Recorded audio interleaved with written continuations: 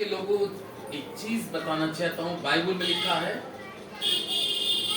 जीवन का भी समय और मृत्यु का भी समय, यानी कि जन्म का समय और मृत्यु का समय। अगर मनुष्य का जन्म है तो मृत्यु भी है। इसी के आधार पर एक गीत है, इसको गाएंगे, आप लोगों को आता है तो आप भी गा सकते हैं। नीले आसमां के पार जाएंगे, मेरा यीशु रहता वहाँ। नीले आसमां के पार जाएंगे, मेरा यीशु रहता वहाँ। हम मिलेंगे बादलों पर, हम मिलेंगे बादलों पर, देखेगा सारा जहां। नीले आसमां के पार जाएंगे, मेरा यीशु रहता वहाँ। नीले आसमां के पार जाएंगे, मेरा यीशु रहता वहाँ। हम मिलेंगे बादलों पर, हम मिलेंगे बादलों पर, देखेगा सारा जहां। नीले आसमां के पार जाएंगे, मेरा यीशु रहता वहाँ। उसका कोई भी वादा ना होगा अधूरा, हर एक वादा उसका होता है पूरा। उसका कोई भी वादा, उसका कोई भी वादा ना होगा अधूरा, हर एक वादा उसका होता है पूरा। उसका कोई भी वादा, उसके आने का वादा भी होगा पूरा, देखेगा सारा जहां। नीले आसमां के पार जाएंगे, मेरा यीशु रहता वहाँ। हम मिलेंगे बादलों पर, हम मिलेंगे बादलों पर, देखेगा सारा जहां। नीले आसमां के पार जाएंगे, मेरा यीशु रहता वहाँ। ये विश्वास है मेरा जो होगा पूरा, बदला ये मेरा ना रहेगा अधूरा। ये विश्वास है मेरा, फिर संग रहेंगे हमें यीशु के, देखेगा सारा जहां। नीले आसमां के पार जाएंगे, मेरा यीशु रहता वहाँ। हम मिलेंगे बादलों पर, हम मिलेंगे बादलों पर, देखेगा सारा जहां। नीले आसमां के पार जाएंगे, मेरा यीशु रहता वहाँ। Hallelujah, hallelujah.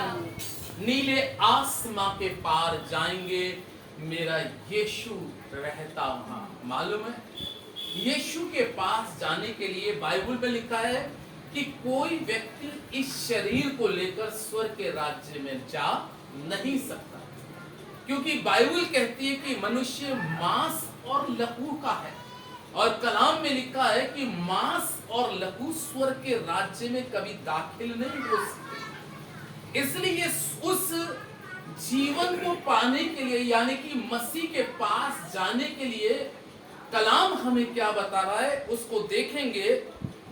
यूहन्ना की पत्री, पहले यूहन्ना की पत्री 3 अध्याय और उसका 14 पद। यहां पर अगर आप वचन में देखेंगे तो मैं आपको इस वचन के द्वारा उत्साहित करना चाहता हूं कि जब तक हम इस शरीर में हैं, जब तक हम इस शरीर में हैं, तब तक प्रभु के लोगों में और आप संसार में हैं। लेकिन यहाँ 14वें पद में एक बहुत अच्छी बात आई है, 3 अध्याय के 14वें पद में, कि हम जानते हैं कि हम मृत्यु से पार होकर जीवन में पहुंचेंगे। हालेलुया। काय से पार होकर? मृत्यु से पार होकर। इसका क्या सेंस है, इसका क्या मतलब है प्रभु के लोगों? ये शरीर तो सबको मिला है, ये शरीर मेरे और आपके पास में है।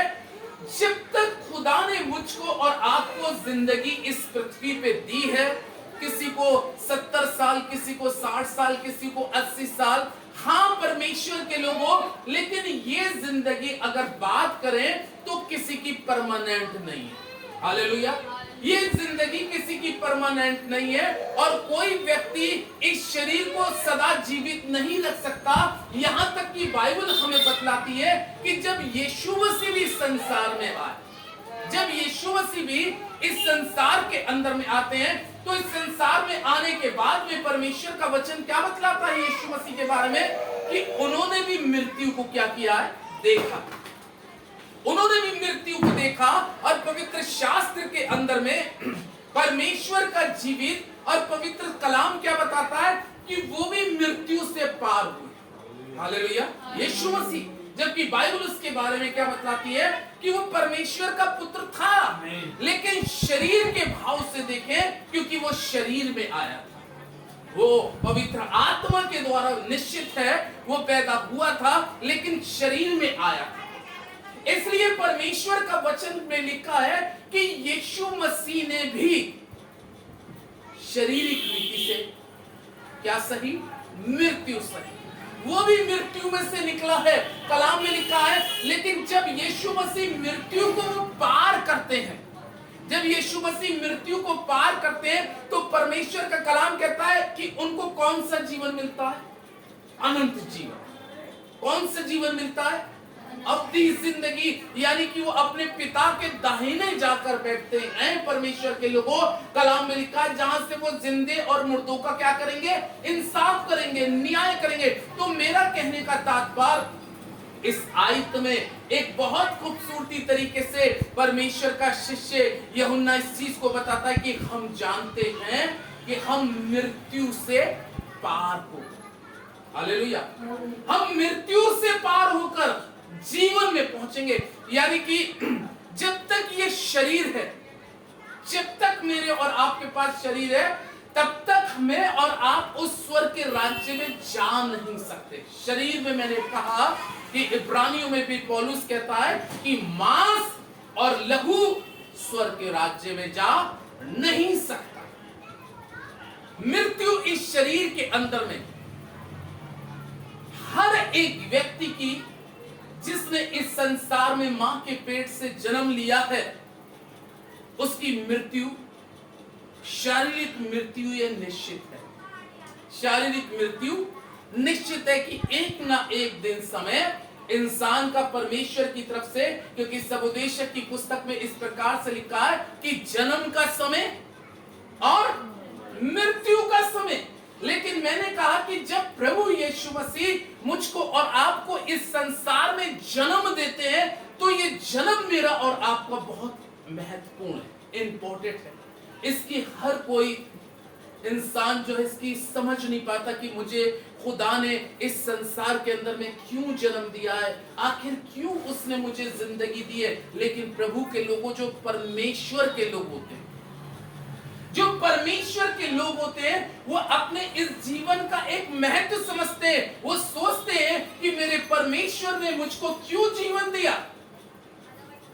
ताकि मैं इस जीवन भर अपने परमेश्वर के लिए समर्पण रहूं, ताकि मैं अपने परमेश्वर के लिए जीवन भर उसकी भलाई करने में, उसकी वचन को फैलाने में, उसकी इबादत में, औरों को प्रभु में जोड़ने में, और जितना मेरे जीवन से बेस्ट अच्छा हो सके खुदा के लिए हमें करना बहुत जरूरी है। एक समय क्या आता है कि कलाम में लिखा है कि धर्मी जन चलते चलते, वचन में लिखा है क्या कर लिया जाता है? उठा लिया जाता है। क्या किया जाता है? उठा लिया जाता है। लेकिन कलाम में लिखा है, फिर भी बाइबल कहती है कि मांस और लहू, मांस लहू स्वर्ग के राज्य में जा नहीं सकते।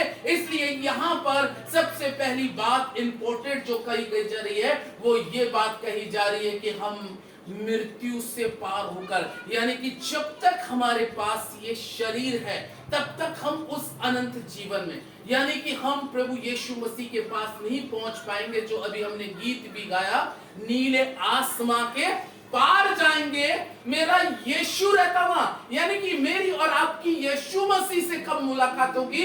क्योंकि जैसे यीशु मसीह ने भी मृत्यु को क्या किया?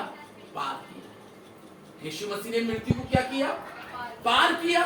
तब वो अपने पिता के पास पहुंचा। यानी कि जब तक मुझको और आपको परमेश्वर ने इस पृथ्वी पे जिंदगी दी है, मैं और आप इस संसार में रहते हुए अपने काम धाम करते हैं, अपने संसारिक कामों में व्यस्त रहते हैं, लेकिन उन सब चीजों के साथ में हमें परमेश्वर के साथ अपने जीवन को जोड़कर इसलिए रखने की जरूरत है क्योंकि ये शरीर जो है, बाइबल में लिखा है, नाशमान है। शरीर क्या है? नाशमान है। चाहे एक गुनहगार भी मरे तो भी ये शरीर नाशमान है, अगर एक धर्मी मरे तो भी ये शरीर क्या है? नाशमान है। धर्मी की भी मृत्यु निश्चित है, गुनहगार की भी मृत्यु निश्चित है, लेकिन यहां पर वो कह रहा है कि हम जानते हैं कि हम मृत्यु से पार होकर जीवन में पहुंचेंगे। यानी कि जब हम इस संसार में रहते हुए अपने जीवन को जितना हम अपने परमेश्वर के साथ व्यतीत करते हैं, जितना हम अपने जीवन को परमेश्वर के साथ चलाते हैं और परमेश्वर के वचन के अनुसार रहते एक समय क्या होता है कि जैसे इंसान का समय परमेश्वर की तरफ से उसकी पुस्तक में पूरा हो जाता है तो हमें वो अपने पास बुला लेता है। तब बाइबल में लिखा है कि कलाम में लिखा है कि तब शरीर जो है ये मिट्टी के सुपुर्द कर दिया जाता है। जैसे उत्पत्ति की पुस्तक में खुदा ने आदम से क्या कहा? अंत में तू मिट्टी में क्या हो जाएगा? मिल जाएगा, क्योंकि तू क्या है? मिट्टी है और मिट्टी से बना है, इसलिए तू अंत में मिट्टी में मिलेगा। लेकिन जब हम मिट्टी में हमारा शरीर मिलता है तो कलाम में लिखा है ये मृत्यु के बाद में, इस मृत्यु के बाद में परमेश्वर का जीवित और पवित्र और सामर्थी कलाम हमें इस प्रकार से बतलाता है कि हम इस मृत्यु के बाद में ही जीवन पाते हैं। इसलिए जब तक मृत्यु नहीं है, जब तक मृत्यु नहीं है तब तक जीवन भी नहीं है। इसलिए एक जिक्र को देखते हैं लूका 16 अध्याय के अंदर में, और यहाँ पर 19 पद से लेकर 26 पद तक में एक बहुत अच्छी बात आई है कि एक धनवान व्यक्ति था और एक लाजर नाम का गरीब व्यक्ति था। कलाम में लिखा है कि वो धनवान की ड्योढ़ी के पास में लाजर को छोड़ दिया जाता था और बाइबल में लिखा है कि वो उसकी झूठन से पेट को भरता। अब देखिए यहां पर उस धनवान को भी जिंदगी मिली और एक गरीब लाजर को भी मिली, दोनों को जिंदगी मिली। लेकिन एक जिंदगी कैसी कैटेगरी की है कि कलाम बतला रहा है कि उसके पास बहुत कुछ था। धनवान का मतलब है, जब इस जिक्र बाइबल में आ रही है कि वो धनवान, तो इसका मतलब है वो बहुत पैसे वाला था, एक अच्छी जिंदगी काट रहा था, अच्छे वस्त्र पहनता है, कलाम में लिखा है सुख के धूमधाम के साथ रहता है। लेकिन वहीं पर उसकी ड्योढ़ी पर एक लाजर छोड़ दिया था। लेकिन परमेश्वर के लोगों, उस धनवान को भी जिंदगी मिली शारीरिक, लाजर को भी जिंदगी मिली शारीरिक। अब दोनों की जिंदगी कैसे चल रही है? एक व्यक्ति अपनी धुन में, एक व्यक्ति अपनी काय में धुन में, वो अपनी दौलत की धुन में। दूसरा व्यक्ति लाजर जो है वो उसकी ड्योढ़ी पर है, वचन में लिखा है कि जो उसकी झूठन मिलती है वो खा रहा है। दोनों की जिंदगी चल रही है ऐसे, आता है देखता है डाल के चला जाता है, ऐसे जिंदगी उसकी कट रही। लेकिन क्या हुआ? मैंने कहा एक दिन तो धनवान को भी मृत्यु आएगी और एक दिन कंगाल को भी मृत्यु आएगी। लेकिन यहाँ पे बाइबल में कहा है कि पहले मृत्यु किसकी होती है? परमेश्वर का वचन में लिखा है पहले मृत्यु लाजर की होती है। लेकिन हम जानते हैं कि हम मृत्यु से पार होकर कहां पहुंचेंगे? जीवन के अंदर में पहुंचेंगे। जब तक मृत्यु नहीं है तब तक जीवन भी नहीं है। इसलिए खुदा के लोगों, ये शरीर के लिए लिखा है कि ये शरीर एक दिन मिट्टी में मिलेगा, लेकिन जब ये शरीर मिट्टी में मिलता, जो हमने इस संसार में अच्छा बोया है, जो अच्छा जीवन परमेश्वर के साथ चलाया है और हमने परमेश्वर के लिए समर्पण होकर अपने जीवन को किया है, किसी का अपने शब्दों से, किसी का अपनी बातों से कभी दिल नहीं दुखाया, और परमेश्वर में सब कुछ सहते सहते सहते सहते हम जब इस संसार से छोड़ते, तो मालूम है कलाम में क्या लिखा है कि जो अंत तक धीरज धरे रहता है, जीवन का मुकुट क्या हुआ। जब ये लाजर मरा तो बाइबल में लिखा है इसके स्वागत में कौन आया, मालूम है? जब लाजर मरा तो उनके स्वागत में कौन आया? बाइबल में लिखा है 22वें पद में, और ऐसा हुआ कि वो कंगाल मर गया और स्वर्ग दूतों ने उसे लेकर अब्राहम की गोद में पहुंचाया। हालेलुया। देखिए कौन आ गया? स्वर्ग दूत। किसके लिए आए? लाजर के लिए। लाजर तो गरीब इंसान था और धनवान बहुत अमीर था, लेकिन बात ये नहीं थी कि लाजर गरीब था, और बात ये नहीं थी कि धनवान अमीर था। बात ये थी कि कैरेक्टर परमेश्वर के आगे किसका बेस्ट था। हालेलुया। जिंदगी किसकी बेस्ट थी? परमेश्वर किस व्यक्ति से प्रसन्न होता है? गरीब व्यक्ति से प्रसन्न होता है या अमीर व्यक्ति से प्रसन्न? नहीं, ऐसी बात नहीं है। अगर अमीर ही से परमेश्वर प्रसन्न होने लगता तो इस संसार में बहुत से अमीर तो कभी मरते ही नहीं। परमेश्वर गरीबी अमीरी नहीं देखता, परमेश्वर देखता है मन को, और उस लाजर के मन को उसने देखा, वास्तव में ये मुझसे प्यार करता है, ये झूठन भी खाता है, अपमान भी सहता है, और इसके कुत्ते घाव चाट रहे। कभी उस धनवान ने ऐसा नहीं सोचा इसकी कुछ मदद कर दूं, क्या थोड़े से पैसे से उसकी हेल्प नहीं हो सकती थी? क्या थोड़े से पैसे से उसका बेस्ट इलाज नहीं हो सकता था? क्या वो अपना खाने में से अच्छा बेस्ट खाना नहीं दे सकता था? लेकिन उसके अंदर में क्या थिंकिंग थी, उसके विचार कैसे थे लाजर के लिए? बिल्कुल वो किस निगाह से देखता था, किस तरीके का व्यवहार कर रहा था प्रभु के लिए। लेकिन वो व्यवहार कौन देख रहा था? प्रभु श्री देख रहा था।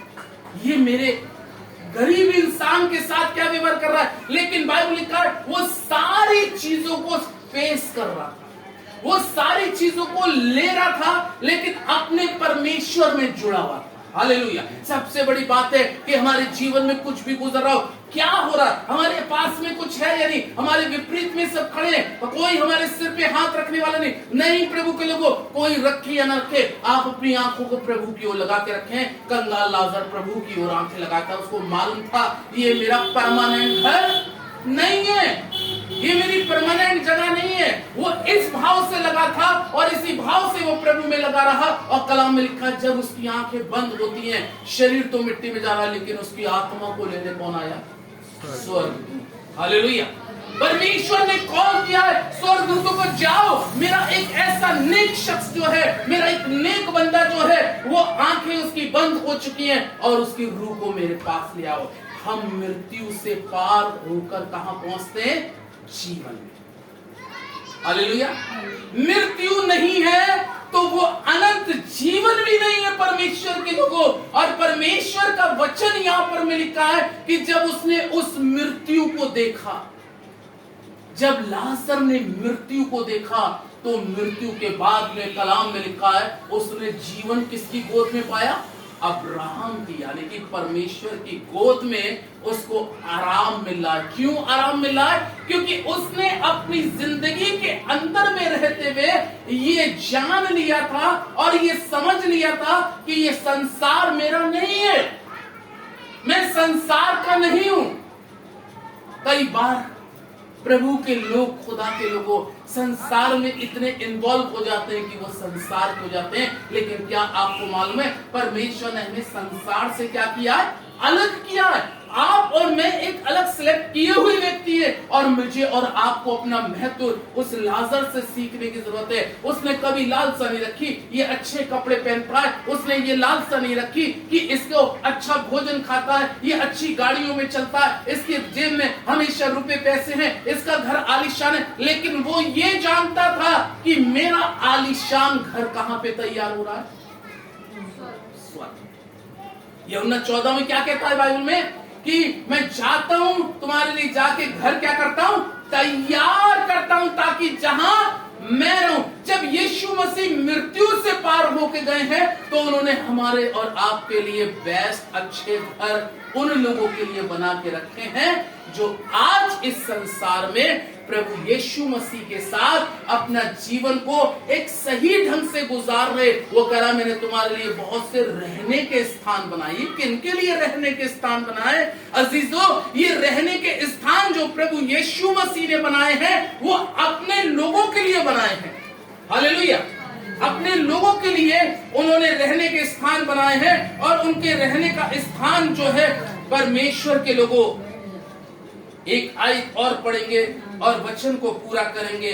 यहाँ पर लिखा है परमेश्वर के लोगों, बहुत अच्छी बात लिखी है। 20 अध्याय प्रकाशित वाक्य 20 अध्याय के अंदर में लिखा है और 6 पद के अंदर में लिखा है, धन्य और पवित्र वह जो इस पहले पुरस्कार का भागी है, ऐसों पर दूसरी मृत्यु की कुछ भी अधिकार नहीं, पर वे परमेश्वर और मसीह के याजक होंगे और उसके साथ 1000 वर्ष तक क्या करेंगे?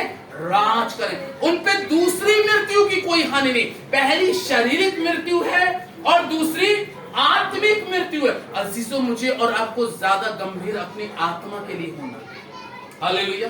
ये याद रखिएगा, सभी को अपनी आत्मा के लिए इसलिए ज्यादा गंभीर होना है क्योंकि शरीर तो मिट्टी से बना है और मिट्टी में जाएगा, लेकिन आत्मा अमर है। आत्मा अमर है। आत्मा नहीं मरेगी। अगर हमारे जीवन के काम परमेश्वर की दृष्टि में गलत हो गए तो आत्मा अगर जहन्नम में जाएगी, केवल उसको तड़पना। इसलिए मुझे और आपको इस मृत्यु के पार होने के बाद में 2 चीजें नजर आती हैं। एक है जहन्नम, यानी कि जिसको नरक बोलते हैं, और दूसरा है स्वर्ग। लेकिन ये मृत्यु के पार होने के बाद में ये ज्यादा चीज देखने की जरूरत है कि आपका और हमारा रास्ता किधर जा रहा है। हालेलुया। मैंने कहा 2 चीजें जो इस संसार के अंदर में, पूरे वर्ल्ड के अंदर में प्रचार किया जा रहा है। लोग खुदा के खादिम कट रहे हैं, पिट रहे हैं, मार रहे हैं, जेल खाने में डाल रहे हैं। वो सब प्रयास क्यों कर रहे हैं कि ज्यादा से ज्यादा लोग स्वर्ग के राज्य के वारिस, उस जहन्नम से, उस आग से क्या हो सके? बच सके। इसलिए खुदावंद के लोगों, मुझे और आपको इस संसार में रहते हुए ये सोचने की जरूरत है कि ये शारीरिक मृत्यु है, लेकिन इसके बाद दूसरी मृत्यु और है। उस मृत्यु से मेरा कौन बचाव करेगा? उस मृत्यु से मेरा और आपका बचाव जो करेगा, प्रकाश वाक्य कहती है, और उन जिनके कामों के अनुसार उनका क्या किया गया? न्याय किया। कामों के अनुसार जब हमारा न्याय किया जाएगा तो क्या हम उस न्याय सिंहासन के सामने खड़े होके बड़े गर्व से कह सकते हैं, मैं प्रभु तेरे लिए जिया और तेरे लिए मरा। अगर हमारा जीवन ऐसा है तो यकीनन जाने, यूहन्ना की पत्री में उसने कहा, हम मृत्यु से पार होकर जीवन में पहुंचेंगे। परमेश्वर आपको आशीष दे। God bless you. आइए अपनी आंखों को बंद